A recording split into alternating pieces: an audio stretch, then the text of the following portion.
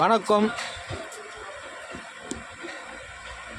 பல்லாங்கனார், சாத்தாங்குளம் பக்கத்தில் பல்லாங்கனார் கிராமம்தான்.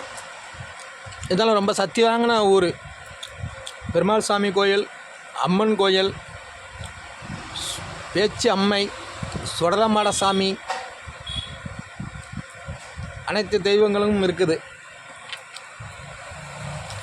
நடு ஊருக்குள்ள இருக்கிறது பெருமாள், பார்வதி, ராமர், சீதாலட்சுமி, லட்சுமணசாமி, அனுமான் சாமி, அனைத்து சாமிகளும் இருக்குது. 10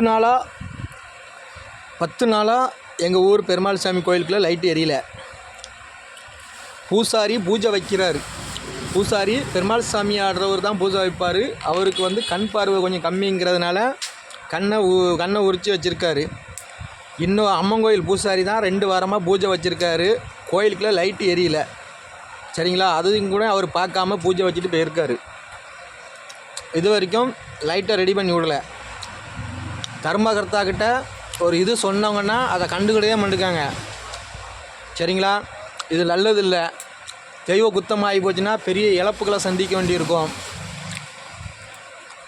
சரிங்களா? தெய்வ குத்தமாகிட்டுனா பெரிய இழப்புகளை சந்திக்க வேண்டியதாயிடும்.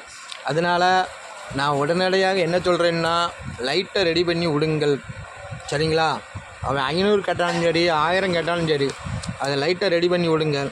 இல்லைன்னா புது வயரிங் செட்டு இழுத்து விடுங்கள். சரிங்களா? கோயில் லைட் இல்லாமல் போடாதீங்க.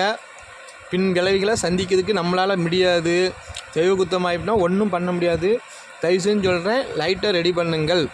நன்றி, வணக்கம்.